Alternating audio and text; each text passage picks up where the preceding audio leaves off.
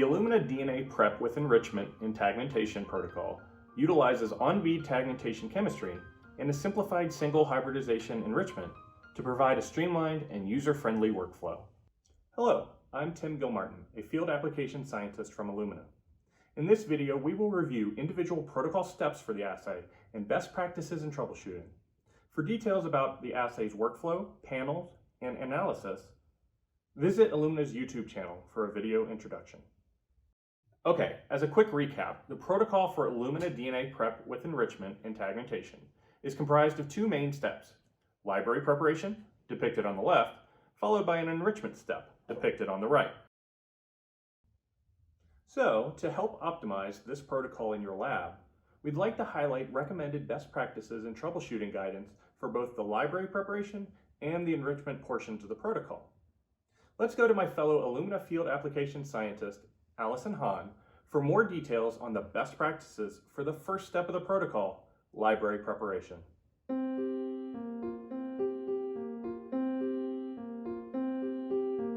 Thanks, Tim. First, I'd like to highlight some key points in the library prep portion of the workflow that will set you up for success as you prepare samples.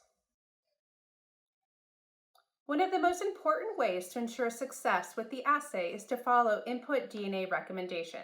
As a best practice, if using genomic DNA as input, select DNA that is free of contaminants and meets the recommended minimum input requirements. The first step of the workflow is tagmentation, which fragments and adds adapter sequences to your input DNA. Since tagmentation is an enzymatic reaction, any contaminants or inhibitors can negatively impact your libraries. Dilute DNA to the recommended concentration using nuclease-free water and avoid buffers containing these following components. If using one of the other supported input types, like blood or saliva, follow the alternative protocols and recommendation for those sample types. This workflow uses an innovative bead-based sample normalization. If your input DNA is between 50 and 1,000 nanograms, your libraries will be normalized ahead of enrichment. However, if your genomic DNA input is between 10 and 49 nanograms, make sure to quantify your final libraries before moving on with the enrichment portion of the workflow. The overall goal is to have enough input mass DNA to ensure saturation of the beads used for tagmentation, resulting in a consistently high yield of prepared library.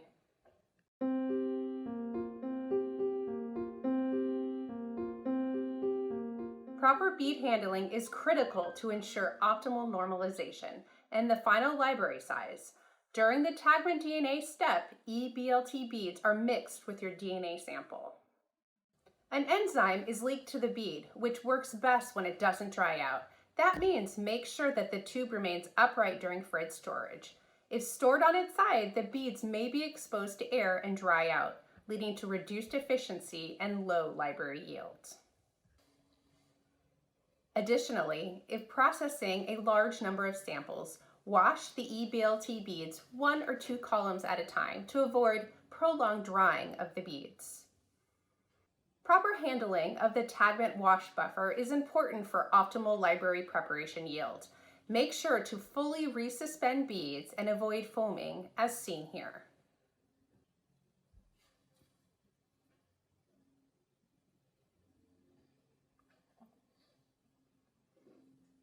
After the last wash, leave the beads in Tagment wash buffer while you prepare the PCR master mix.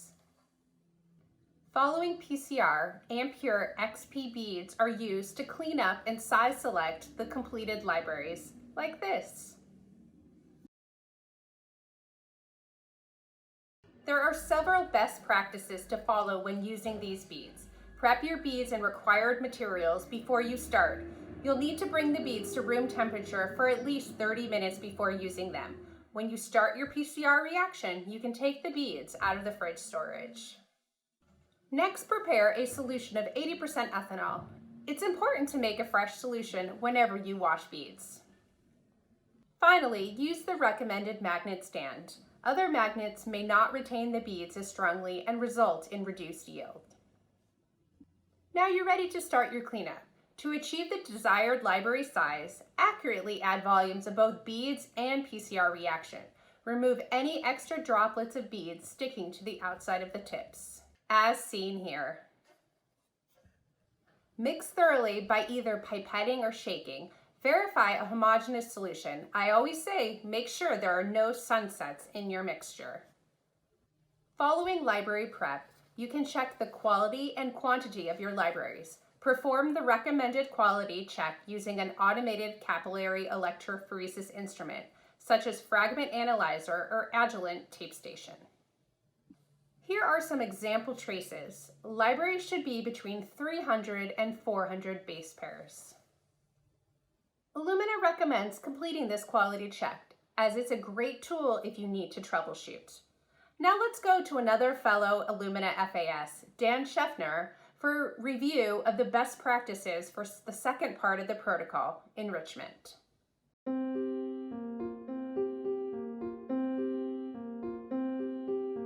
Thanks, Allison.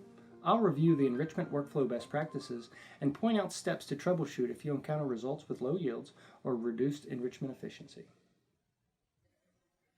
The goal of enrichment is to use nucleic acid probes to fish out specific regions within your library. High enrichment efficiency is key to getting the most out of your sequencing. When setting up a pooled enrichment reaction, you want to have equal representation of each sample in the sequencing results. You can pool by mass or by volume depending on your sample input. Pooling by volume can be performed with inputs greater than 50 nanograms. To pool by volume, just add equal volumes of each library to your enrichment reaction.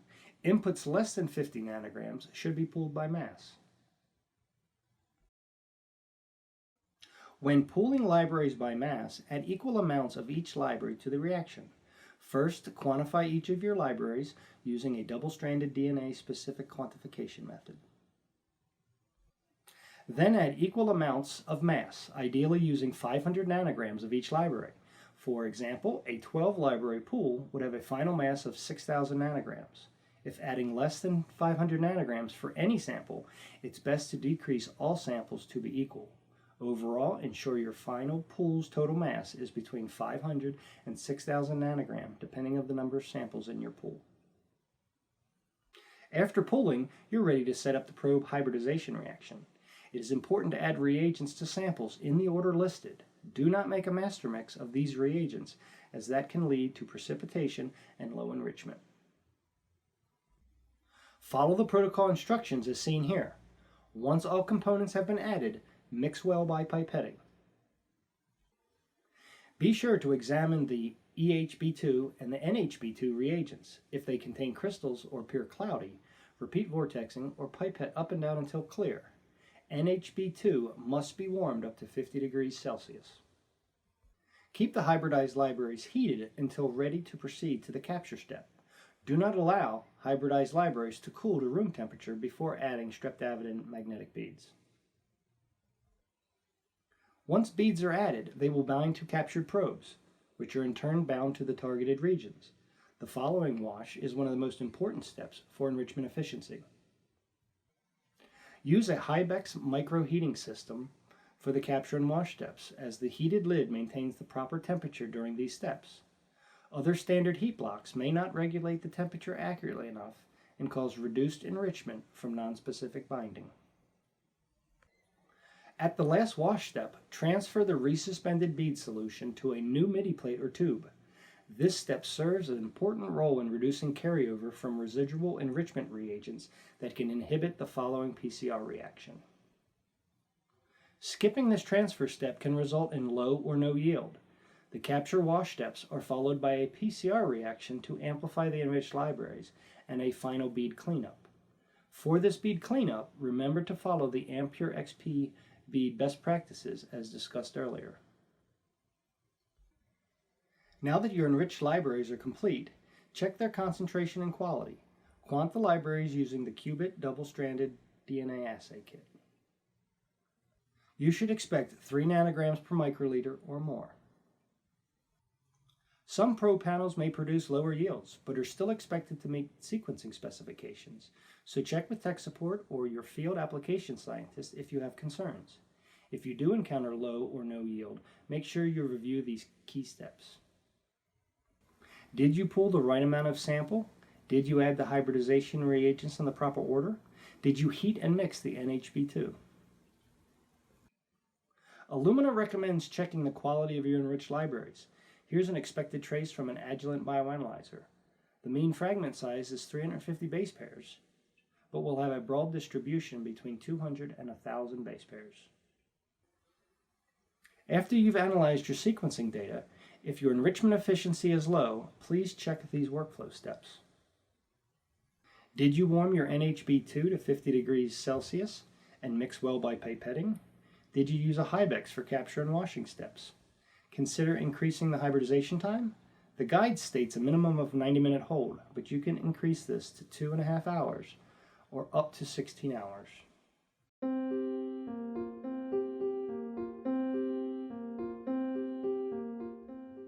We hope the best practices and troubleshooting guidance presented here assists you in optimizing the Illumina DNA Prep with enrichment and tagmentation in your lab. You will find a wealth of training and support material available on the Illumina support portal, including online training courses and webinars.